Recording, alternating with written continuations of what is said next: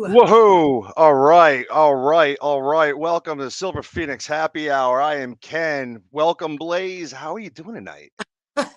I'm good, thank you. I'm really good. Got my blue drink here. Got the shades on as we're rocking out here tonight. Super excited. I'm very excited. I have one of my good friends from Blue Movie, Lisa Foerderer, the drummer girl for the band with us tonight. Lisa and I have known each other for a long time. There she is. You guys are great. Look at you with your sunglasses and your blue drinks and Blue Movie t-shirts. I love it. Very welcoming. Welcome to Silver Phoenix Happy Hour. Cheers. And Ken, if you notice the glass I chose, I kind of did that for our little horror camaraderie. Yes. We frequent the horror conventions together. Yes, absolutely. We do. You and I go back a long time. Yeah. Over 10 years now. We met at New York Comic Con. It is nuts. Actually, it's been definitely more than 10 years, because in 2019 I introduced you guys on stage and realized that it was the 10-year anniversary of us all meeting. Yeah. But so it was weird because it was a Comic Con. It was New York Comic Con, huge venue. Not expecting to see a rock band, crossing streams with comic book nerds. Like, how did that come about? Like, it was just so weird. That was, it was such an organic thing that happened when we were first writing the album, and we wrote a song called Murder Will Out for the first album. And then we had someone approach us, a videographer. He was doing cinematography. He was, he goes, listen, he goes, I heard your music and I have a treatment that I want you guys to read. He said, because I have such a vision for a video for this particular song, if you'll let me do it.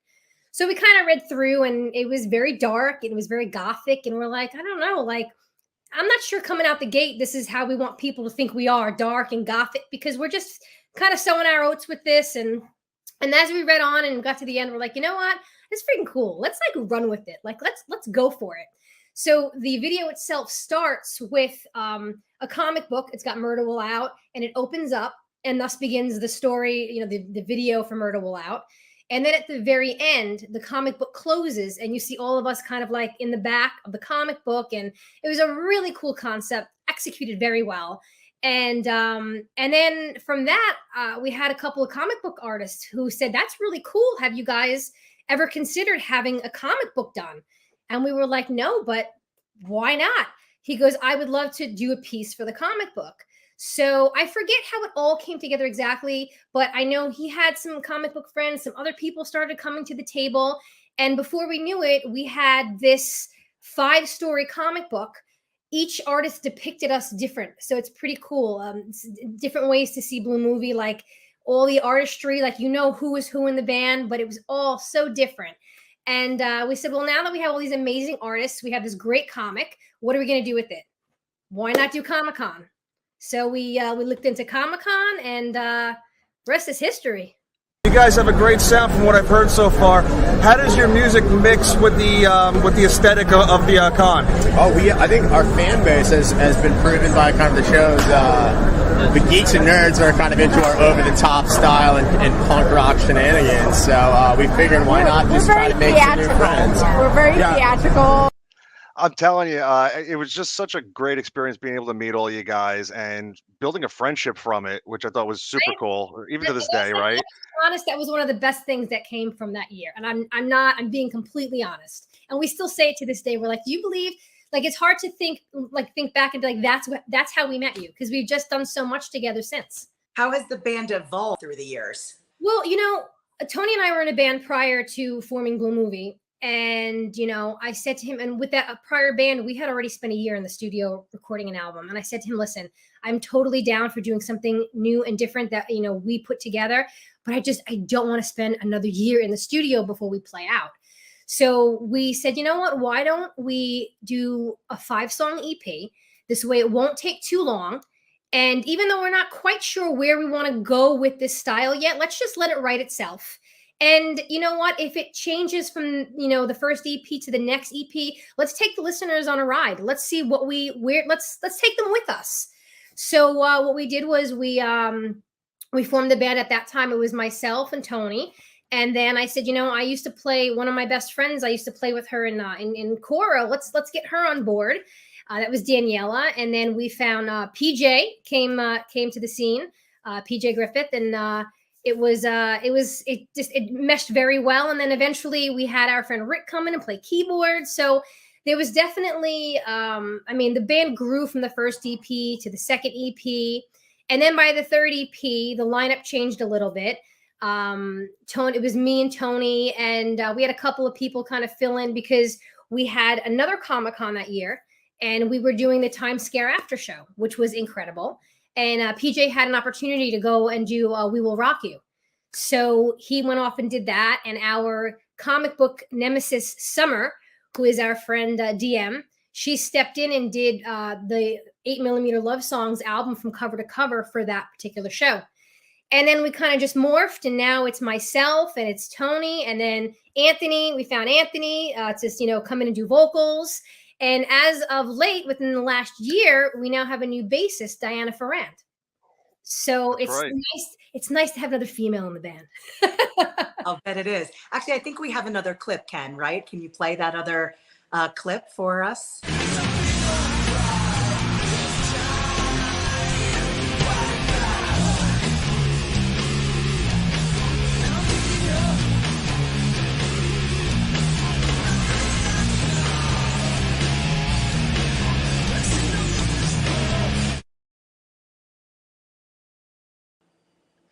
All right, Lisa. So what we just saw was a clip from your new your new video, The Hook. It seems like as each EP comes out, the sound of Blue Movie evolves as well. It's not just the members; it's actually the sound. Can you give me a little bit about how and why all that happens? Well, as I said from the beginning, we weren't sure like what, where we wanted to take the sound. We were going to just kind of let it evolve on its own. So when we started with 8mm, we wanted to do rock. But then I said, you know what, Tony, I want to incorporate a little bit of electronica, kind of like, I love that, like that feel of it. And I said to him, very much like the Sneaker Pimps. I kind of wanted to throw a little bit of that element into rock and see what we could get from it. So that was the first album. And then the second album, we always start off every album with a remake. Okay. So we take a song and we remake it. And that usually sets the tone for the album. So however that usually comes out, we're kind of like, all right, that's the general feel for the album. So then we got to Delusions, which we did Save a Prayer.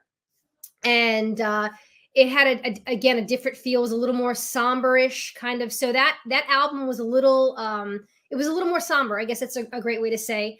And then from there, then we kind of like picked it up a little bit with Synthetic. At that point in the beginning, Tony and I were doing a lot of the writing because that's where a lot of the band changeover were.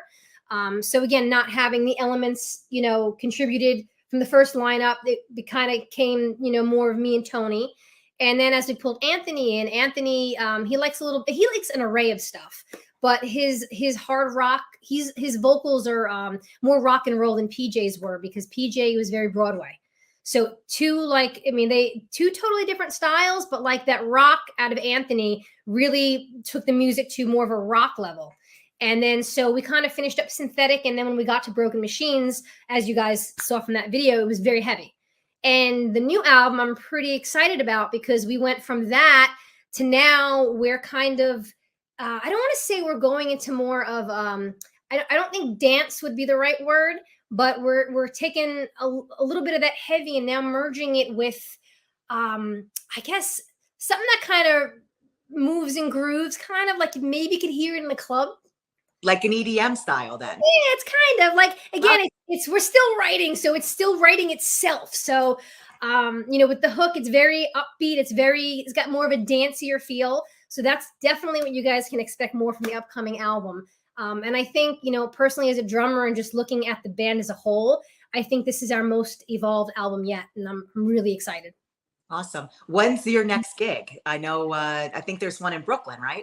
So we're going to be playing Lucky 13 Saloon on May 27th, which is in Brooklyn. And then we are going to be playing Long Island on June 18th, which I'm super stoked about because we have a lot of new merch coming out. So it's we're overdue for that. I mean, we were riding the high wave until COVID hit, and then it was, like everybody else, we took all those steps back. We were in Europe, we were in Colombia, and then everything kind of just fell flat. So, gaining this momentum again with all the shows and the new music and the new merch is really exciting. So we'll be playing Long Island. We'll be at the AMH, the Amityville Music Hall, on June 18th. It's a Saturday. We'll be playing with actually a friend of mine's band. They're called Sick Walt. Definitely check them out. Very cool band. They'll be playing with us. And we have some other things on the table for August and September. We're really at this point looking to do probably only one show a month, because we just have so much going on with writing the new music and recording and mixing and producing, still prepping for live shows and music videos and playing catch up. So, but obviously, if we get something that comes up, we get two great offers in a month, we'll do it. We'd love to play out. Real quick, I'm glad to hear that you're going to have new merch, because I think I need some new wardrobe I was pieces. going to say, Ken, we got to hook you up with a new T-shirt when it comes out. Actually, I have to say, Nicole Semiday, if you go to @Semiday Art, she has some cool artwork, but she actually had a huge hand in designing our new merchandise, the new look for the shirt. Cool. So it's very steampunk. Love it. Well, let's segue real quick to this weekend coming up. Is Memorial Day weekend is coming up. Let's talk about what we do for do you have any plans if you're not performing? What do you usually do? Normally, actually, we go out to Pennsylvania with Tony, my guitarist. He's like my brother, so we spend a lot of time together. So normally we go out to Pennsylvania and we just kind of like hang out in nature and see the fireworks, and we always find something fun to do. But this year, given the fact that we have that show on Friday, I think I'm just gonna kind of just chill and just enjoy. Hopefully, it's beautiful weather. Barbecues, drinks, and just enjoy the company of friends and family. That's the best on Memorial Day weekend. Yeah. How about you, Ken? I actually agree with Lisa. Usually, it's the best time for barbecues and spend time with family and partying, especially get a little going on. Yeah. But what about you, Blaze? I'm doing the same thing. It's all about friends and family and barbecue this year, especially. But we have one segment that we do, Lisa, called In the Kitchen with Nicole. And this week, we're always excited to see what concoctions she's come up with for us. Will you stick around after this segment to be part of a game with us? Sure. All right. Love it. All right, everybody, here we go, because I love this woman. Every week she does not disappoint. I don't know how she does it, just like how you do it every week with your segment, Blaze, but I kind of like Nicole's a little. She I'm not, I'm sorry, but Nicole makes some really great stuff. So here is In the Kitchen with Nicole. Hey, Ken and Blaze, happy MDW. I want to talk to you about an issue that's near and dear to my heart, and that's hot dog etiquette. So if you're a grown-up, there's a few tips to follow. Is a hot dog cool to eat? Absolutely. Do we want to hook it up with, I don't know, maybe some Dijon? Cool. Maybe you're a spicy brown kind of a gal or guy? Awesome as well. Sauerkraut? For sure. And even relish. But here's the thing. If you're old enough to be listening to this show, there's one thing that should never go on your hot dog, and that is ketchup. That's right. According to the Hot Dog Council, ketchup should be reserved for those who are 12 and under. Some experts say even 6 and under. So enjoy your hot dog, pair it with a beer, maybe some macaroni salad, F it. But ketchup, we're gonna save that for our burgers this weekend. Enjoy your grill, enjoy your drinks, enjoy your life. Back to you, Ken and Blaze. All right. You're right. She's got me. Every week. She's fantastic. It's the energy. I love the energy and the sass. She's got a lot of sass, that Nicole. All right. So, Lisa, thank you for sticking around. We do have something new that we're going to try out, and I'm sure you've heard of it. It's a classic game called Never Have I Ever. Oh boy. Don't get too worried. This is a PG show. Okay. But what we thought was we would center it around music and performance. How appropriate. Yes. All right. So Blaze, like, fill me in now. Never have I ever. Is it we have to react and acknowledge if we have done it or if we haven't done it. Yeah. So I'm saying never have you ever something, and then if you have, you can put your finger up that you have. Why do we drink? Even better. I was just gonna say even better. Let's drink. If you have. All right. So number 1, never have I ever had stage fright. All right. Yeah, I think that's pretty common with everybody. If you're human, yeah. Yeah. Especially like first time jitters. Yeah. Definitely. Never have I ever attended band camp. Ken, look at Ken. I have a feeling I may not have to put this glass down. Okay, never have I ever dated a musician. Hold on. I got to stop here because I don't know if I can drink or not. I might need help in defining this one. Does a chorus singer on Broadway count? No. Yeah. Lisa, I'm gonna leave it to you. Nah, it's a different category. All right, fine. Then I don't have to keep it. No, I don't have to keep it up the whole time. And she said the same thing, but anyway, it's a long story. Okay, never have I ever, and we want to hear about this actually. Never have I ever had an embarrassing moment on stage. I'm sure I have. Ken, what's your embarrassing moment? It's rough because oh, actually, you might know this actually. Back in the day, I used to perform Rocky Horror Picture Show. One of my favorites. Right.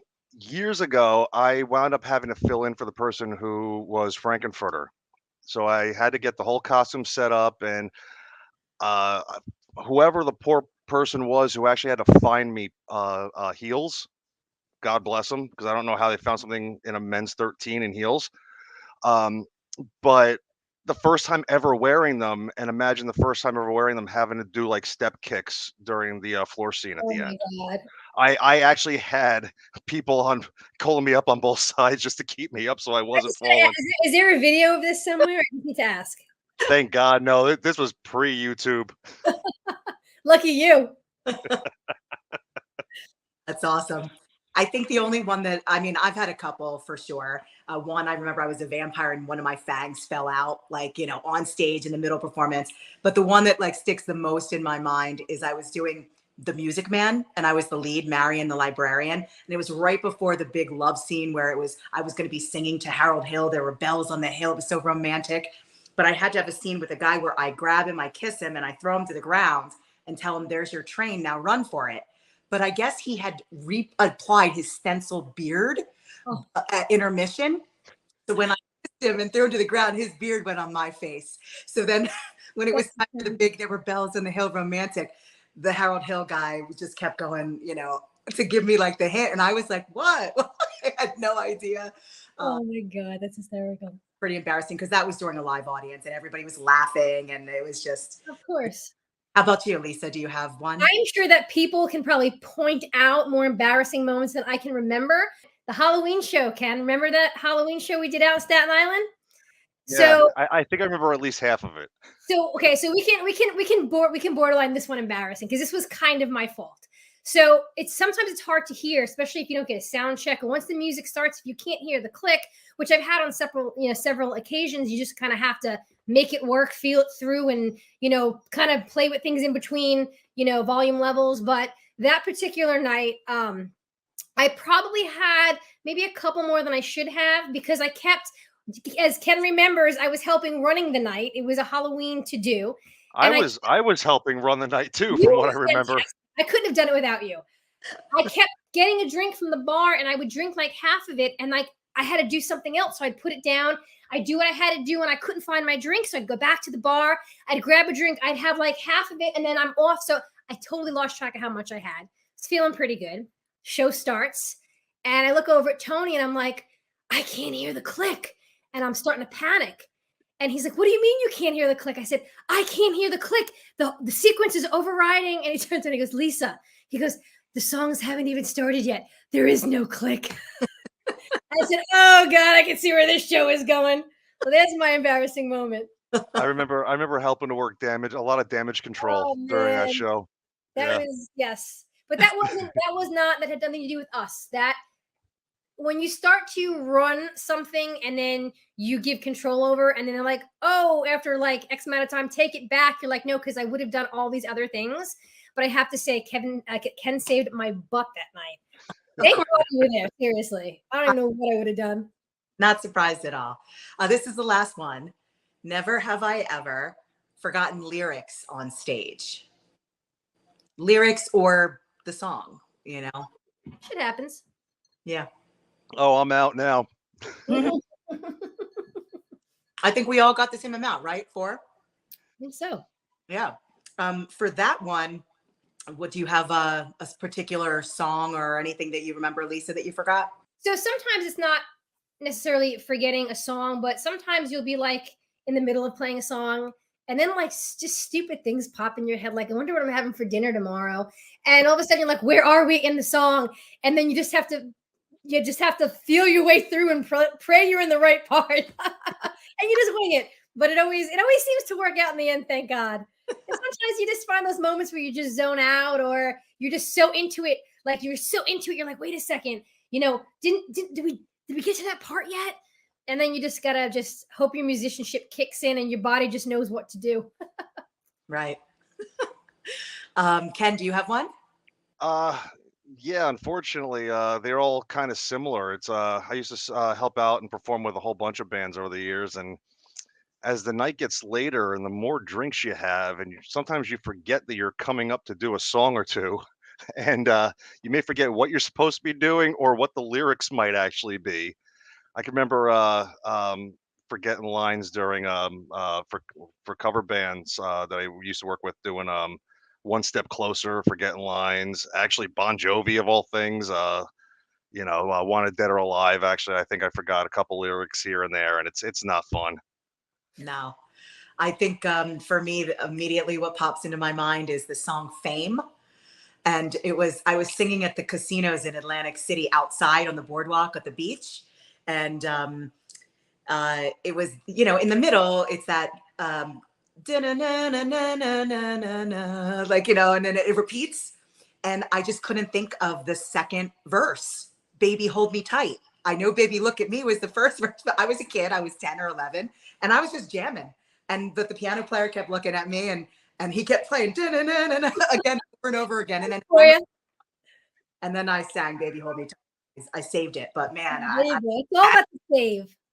Nobody helped me either. Like my mom was not helping me in the audience. Nobody was helping me. I was like, all right, so maybe that's why I'm so independent now. But before we segue, because we just mentioned the beach and we know what that means, right, Ken? It is going to be that time. It's going to be time for Beachcombing with Blaze. Yes, I'm curious about what you have for us for this go round. Yeah, but before we do, Lisa, tell us, anything else that you want to add for the audience. How can people get in touch with you? I'm actually scrolling your website below. That's actually the best place. If you go to bluemoviemusic.com, you can reach everything from there. There's Spotify, Instagram, Facebook, you name it, it's up there. So that's like your hub. If you go to bluemoviemusic.com, you can find everything right there, and you can branch out into Instagram and all that other fun stuff. Cool. And 2 more quick questions. One, you could give advice to somebody who is, wanting to break into the music business, a female drummer, for instance. What would be your quick advice? Stick with it. It's not easy. And, a lot of times, especially as a female, when I first started playing music, people thought I was like the drummer's girlfriend or one of the musician's girlfriends. And I'm like, no, I am the drummer. So, just do your best and honestly have fun with it. And eventually you will shine and you'll make a lot of people put their foots in their mouths. Excellent. And then we're segueing into Beachcombing with Blaze. So I have to ask, what's your favorite marine animal? My favorite. Oh man. I am so aquatic. I love, I guess, I don't know. I'll say dolphins now, but then I might change it. I love all I'm an Aquarius. So I'm all about the water. I spend a lot of time at the beach. I guess on the given day, I guess it could change, but we'll say dolphin today. I think they're cute and they're fascinating and smart. Very true. Ken, what's yours? Do narwhals count? They sure do. I mean, we're not going to see them here in Long Beach or on this coast, but but I'll take Right. it. Thank you so much, Lisa, for coming today and joining us. It was Thanks incredible. for having me. I Anytime. love you. I love you, buddy. Thank you for everything. It's always a blast. Great to catch up. Absolutely. Here we go. Beachcombing with Blaze. Try to rely on your turtle power. Today's episode is all about sea turtles. Sea turtles have been around a really long time, 110 million years, give or take. And they can live to be more than 100 years old, too. Did you know that there are only 7 species of sea turtles left in the whole world? The green, the loggerhead, the leatherback, and the most endangered, the Kemp's Ridley. Then we have the hawksbill, the olive ridley, and lastly, the flatback. Sea turtles are cold-blooded, have a 3-chambered heart, and can hold their breath underwater for about 2 hours. Some eat only plants, some are carnivores, and some are both. They can't retract into their shells, which leaves them pretty vulnerable to predators in the ocean and to birds, humans, dogs, and other wildlife when nesting and hatching on the beach. Oh, and speaking of, baby turtles are called hatchlings. So what can we do to help them? Well, you could take part in beach cleanups, remove all the plastic, ropes, and fishing equipment you see, keep an eye out for them in the water while you're boating, and steer clear of their nesting grounds. Oh, and if you see one on the beach during winter, it may be cold stunned and in need of help. Contact your local Marine Rescue Center. Special thank you to my friend scuba diver Josh Strauss for sharing his awesome videos. Until next time, explore, learn, love the adventure. Once again, you got me with Beachcombing with Blaze every week. You got me. That was one of my favorite ones I've done so far, just because those little sea turtles just have my heart. So. Well, that is going to about do it for us. I want to thank Lisa for hanging out with us for the night. Always fun having Lisa. I love her to pieces. I love her like a sister. And thank you to Nicole in the kitchen. Was fantastic this week, as of course are you every week. So thank you for co-hosting and being my rock during this interesting trek. My pleasure. And remember to always check out Silver Phoenix Happy Hour on YouTube. Remember to like and subscribe. It helps us out in the long run. And huge thanks. And remember to comment too, because we always read those. Yeah. And it's every Thursday at 7:00 Eastern time. So we hope for us, and we'll see you next week. See you next week, everybody.